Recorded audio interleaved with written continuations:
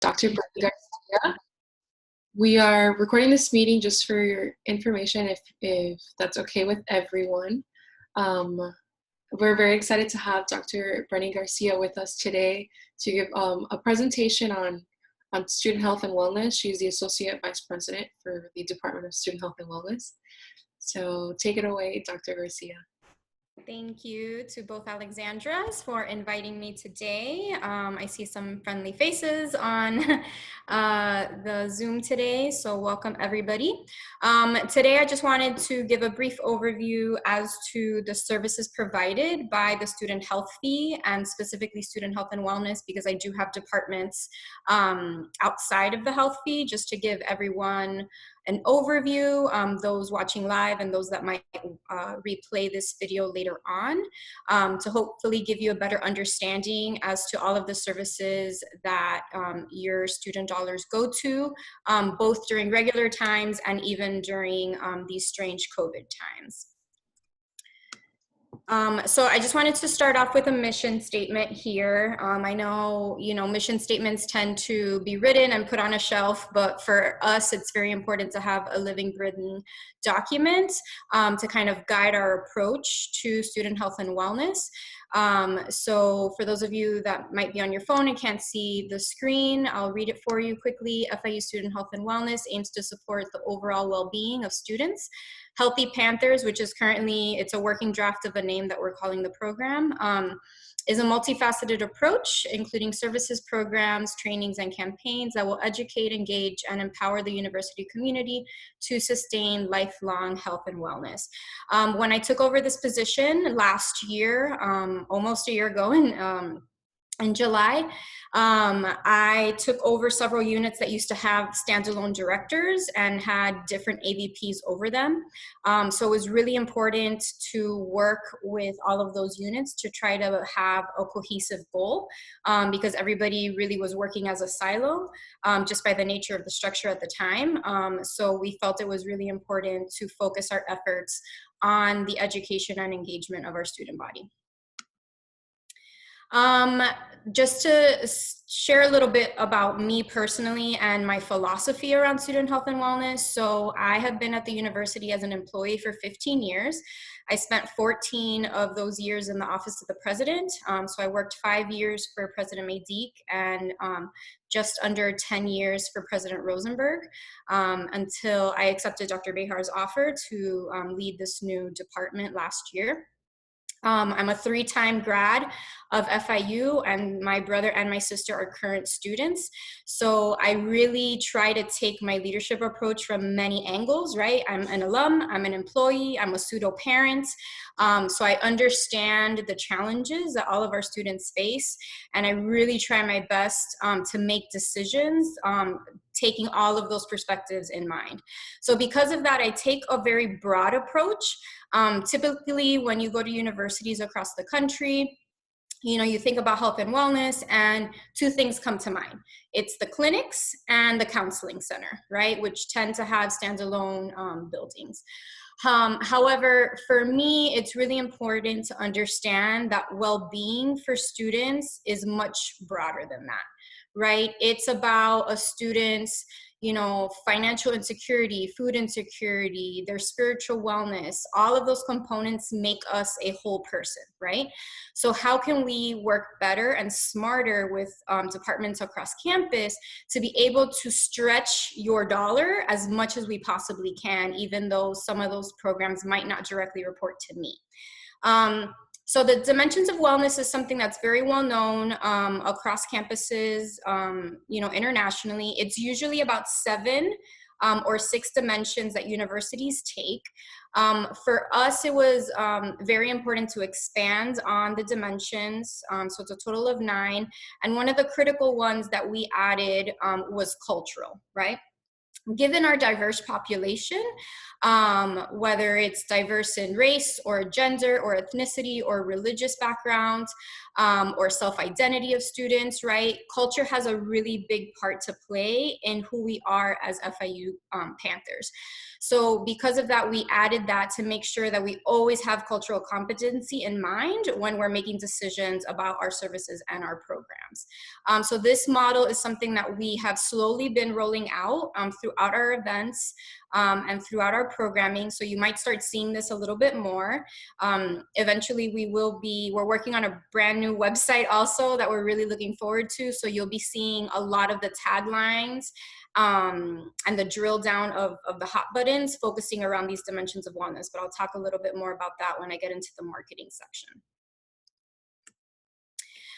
So just a quick overview of who my leadership team is, so you understand a little bit about the our structure. So obviously I'm the AVP. I report directly to Dr. Behar, who is our Senior Vice President for Academic and Student Affairs. And under me are 5 direct reports, now 6, because Amy Castillo, who I see is on the call today, has just joined our team as well. So Dr. Lennick, he oversees our counseling and psychological services department. Dr. Aaron oversees our victim empowerment program. Mariela Gabaroni oversees health promotion services.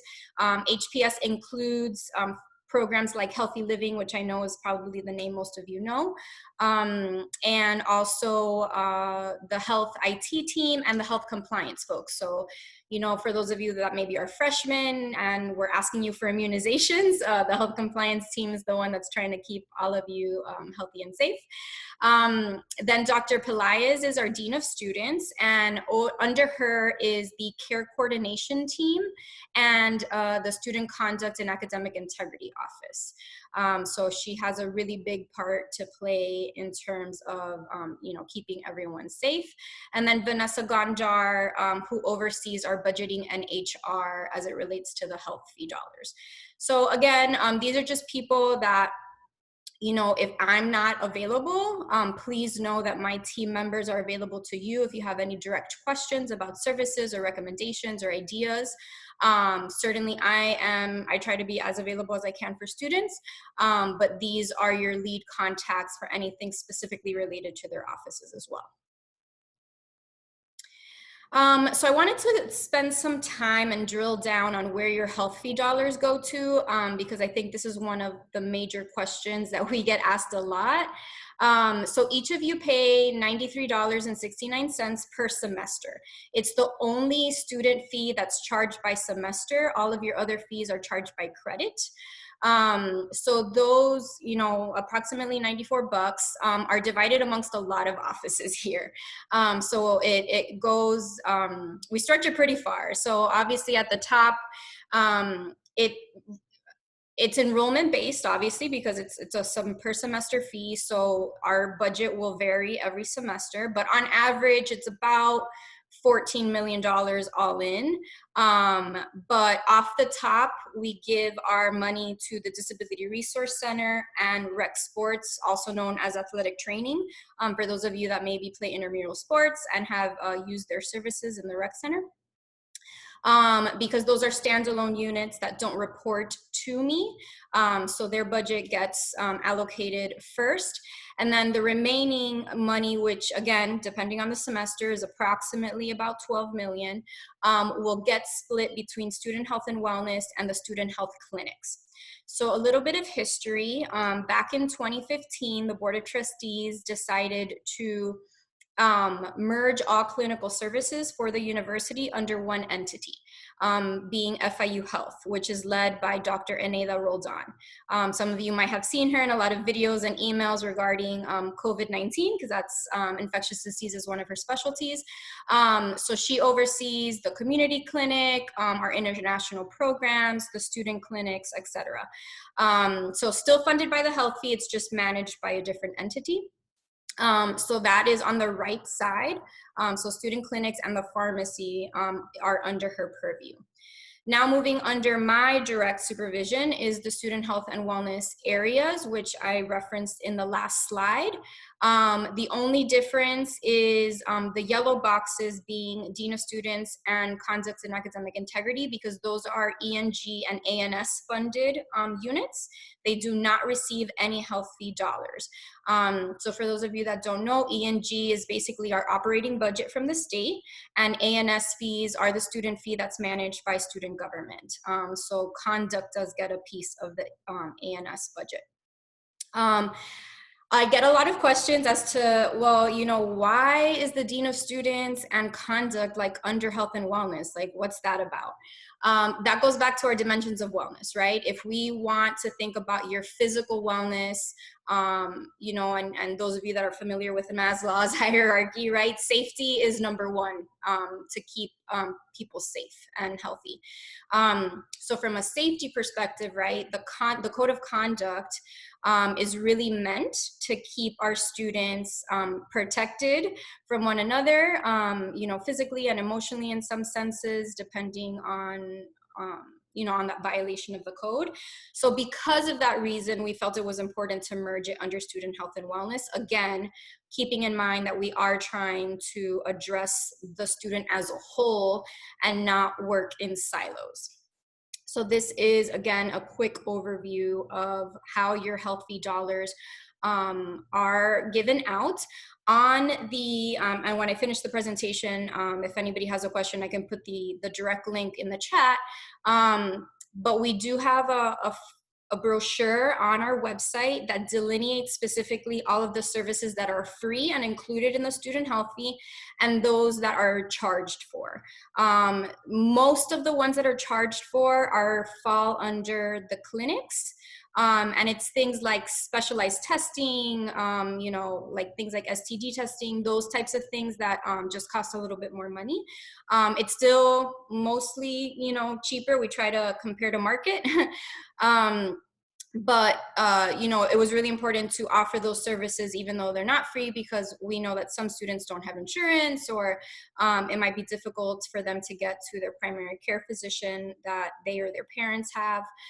So those are some things that are charged, and then a few things under the Healthy Living program, like you know, if you want an extended massage, for example, right? So a basic massage is free, but if you want like a full hour to enjoy your peace and quiet, you know, you would be charged for that. So very few things are come out of pocket. A lot of things are covered by your health fee dollars.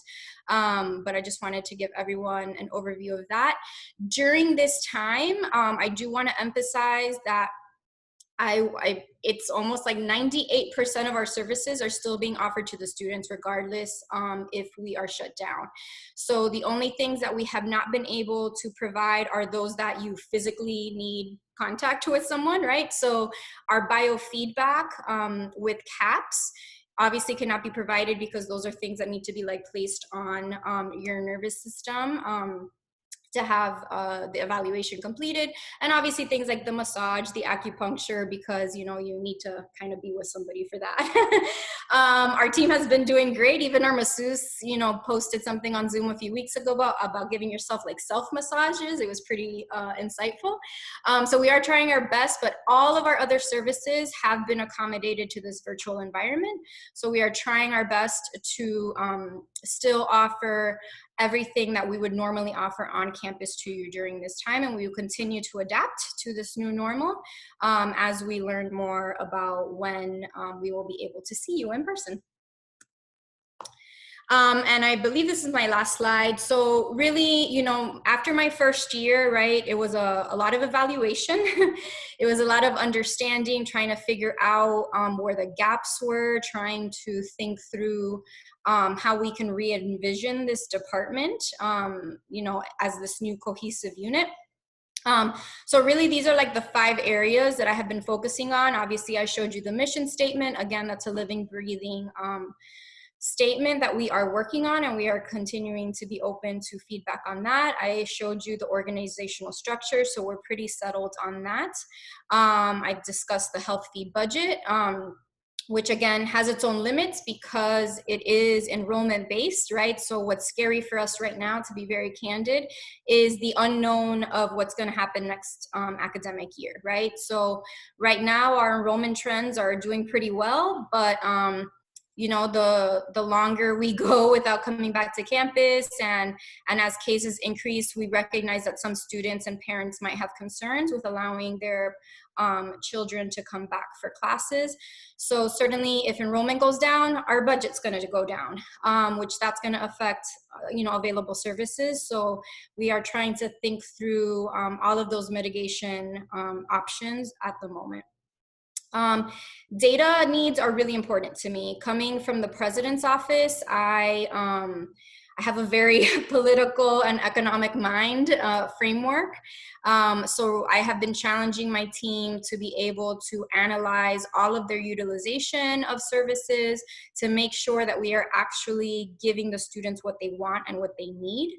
You know, if that means hiring another person in a specific department or reducing services in a specific department because it's no longer needed, right? Everything needs to be driven by the data. So that's something that has been very important to me in my decision making. And then lastly, the marketing and outreach goals is something that I have heard a lot about from the student body. I recognize that our website, not so good. Social media, there's a lot of accounts right now. You know, so it's really hard for students to find valuable information at the moment. So we have some ideas, you know, brewing. Again, it is budget dependent, so I'm kind of waiting on the outcome of our upcoming budget year. But some things that we've already started, and hopefully all of you have read, is we started a new student health and wellness resource guide, which goes out on the 15th of every month. So we've sent out, April was the first one, so we've sent out 3 already. Please, if you have any ideas or feedback, things that you feel should be included in that resource guide, the guide's for you, not for me, right? So please email me with any ideas or questions that you might have so we can make sure that we include that for you. And like I said, we are working on an overhaul of the website that hopefully will be much more user-friendly for everybody so that students can find information in an easier fashion. That, unfortunately, because of COVID, you know, a lot of projects are backed up. So we had the intention of launching by August, but probably it's going to look more like November by the end of fall semester now. But certainly I will keep student government posted on that so we can have a big reveal for the students. And then lastly, obviously, as I mentioned with the dimensions of wellness, is just partnering with as many departments as we possibly can to make sure that we are stretching your dollar as best as we can across campus and giving you as many opportunities as we can to make the biggest bang for your buck. And that is my overview, Madam President. I am open to questions from you or from Madam VP or anybody on the call. Thank you so much, Brenny. You're amazing. We're just opening the floor to any students that have questions. Alex and I have heard this presentation already, and a few people on the call have heard this already. Yes. So I want to open the floor to students that have any questions for Dr. Garcia or for student government or anything in general that you want to ask. If no one has a question really fast, I just want to maybe inspire a question, or Brenny, I do have a question for you. So do you have any advice for, let's say, any incoming freshmen about the department, or any tips and tricks that you would like to share, or you would like new students to really utilize? Or, you know, I don't know if my question is coming across correctly. And I'll type them in, or if one of my team members wants to type it in, because I see some of my HLP folks there. Number one is to follow our main social media accounts. So at FIU_VEP, at FIU HLP, and at FIU Panthers Care. We have more than just those, but those are really the 3 main ones that have the most information about events and resources. It's especially now, right, we're trying to meet students where they are, and all of our events are posted on FIU's virtual calendar, but we recognize that the calendar has all of the university events, right, not just ours, so sometimes it could be a little overwhelming to try to find things. So if you follow us on social media, not only will you find out about our events, but you're going to find out about our services. You're going to have opportunity to, live chat with clinicians, learn daily tips and tricks about stress management and sleep hygiene, et cetera, et cetera. So I think that is tip number one for incoming students, because right now you're overwhelmed with information. Orientation can be a lot, especially in this virtual world. I can't even imagine trying to process everything right now. So having that resource in your literal back pocket is going to be very helpful to kind of keep on top of everything as your journey of a Panther continues. But also, I really want to encourage all students, not just freshmen, but especially freshmen, to break down your own stigma of what well-being is, right? Especially on the counseling front. I think a lot of students, depending on their family background, have a hard time accepting that counseling is okay. And that talking to somebody does not mean you have a problem. It doesn't mean you have a mental illness. It just means like you might be stressed out that day and you need to talk to somebody that, is unbiased and isn't going to judge you, and you just need to like vent or cry a little bit in somebody's office. Please utilize those resources. You would be shocked at how many of your friends and peers go to CAPS. I promise you. I can't release those names, obviously, but I promise you that more of your colleagues go to counseling than you actually think. More of your colleagues seek services on campus and are trying to find their path forward, whether it's about self-identity or finances or, their nutrition, etc. Everyone is struggling in some way or another. So depending on what you are struggling with, we probably have a resource to help you on campus. So please don't be shy. We're friendly, I promise. We are here to help you. You are paying those dollars, so please utilize it.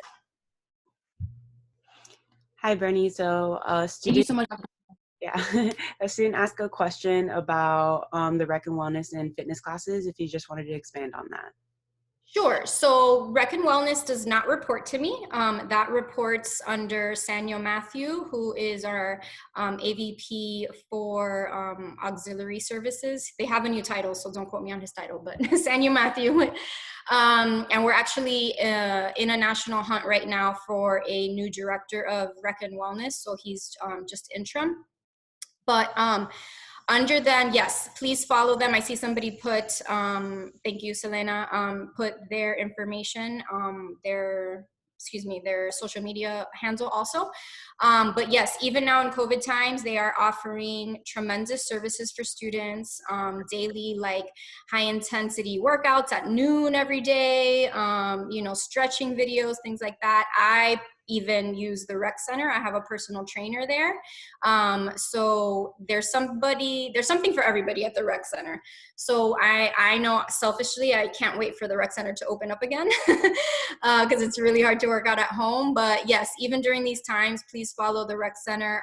They have their own YouTube channel also, with saved pre-recorded workouts. So if you can't join any of the live events, you have the ability to kind of replay them on their YouTube channel, which has been tremendous. Jose asked for Dr. Garcia, are there any collaborations or partnerships that your department is hoping to take in part and to help spread the awareness on the different dimensions of wellness outside of orientation? Yes.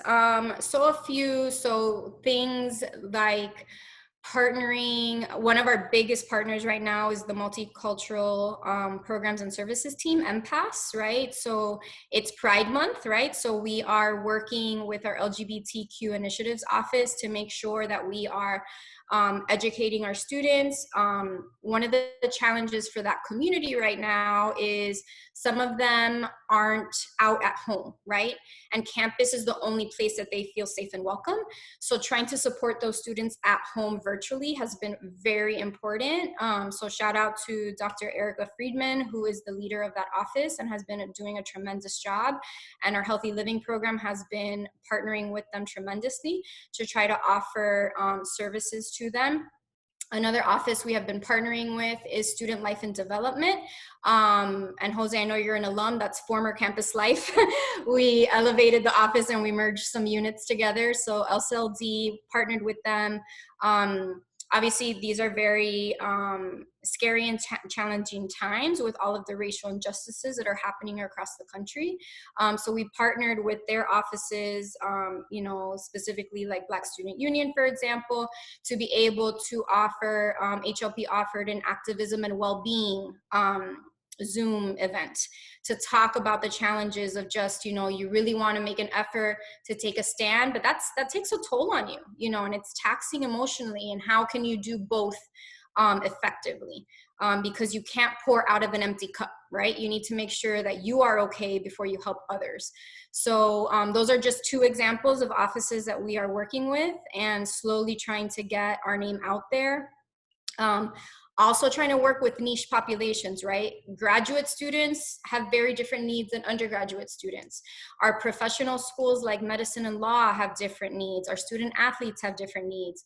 So another example is we have placed one of our CAPS counselors, and this is obviously pre-COVID, but within the athletics department, right? So she goes there and has standing hours, you know, a few hours a week so that student athletes don't feel like they have to walk across campus and people are going to see them going to the health center and like, whoa, what's happening? You know, what are you doing here? Because there's certainly a stigma within student athletes and the kind of machismo, you know, perspective. So we have partnered with athletics. So those are, I mean, I could sit here for hours talking about all of our partnerships, but those are just three of the things that the team has been just really amazing about thinking outside the box and making sure that we are spreading the word. That's awesome to hear. Thank you so much. You're welcome.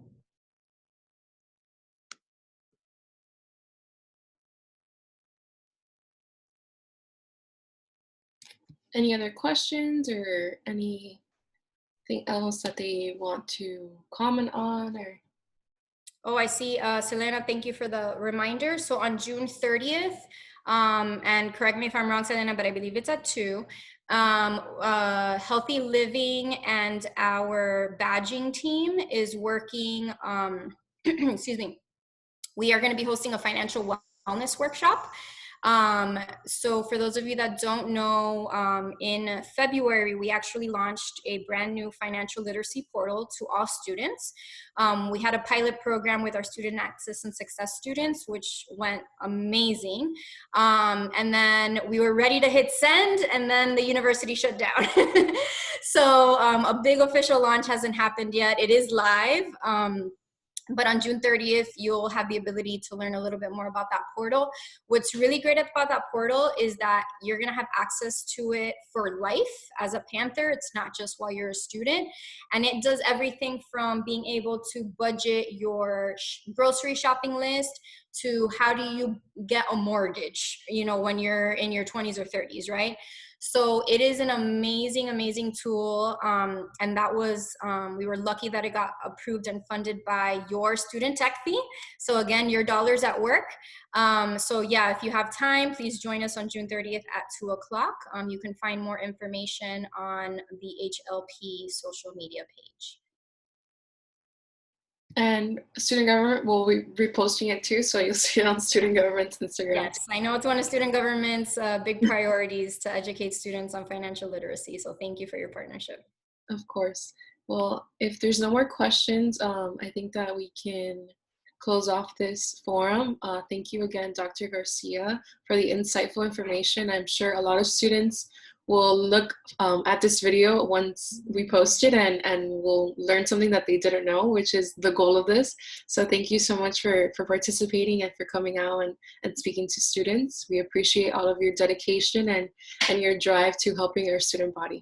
My pleasure, my pleasure. And I'm putting just quickly my email there just in case. And for those of you watching that don't see the chat, my email is daparre, DAPARRE @fiu.edu. I am all ears, and I wish you the best of luck in Summer B for those that are registered. And for everybody else, I really, really hope, and I can't wait to see you in person in fall. Thank you so much, Dr. Garcia. Bye, everybody. Bye, everyone.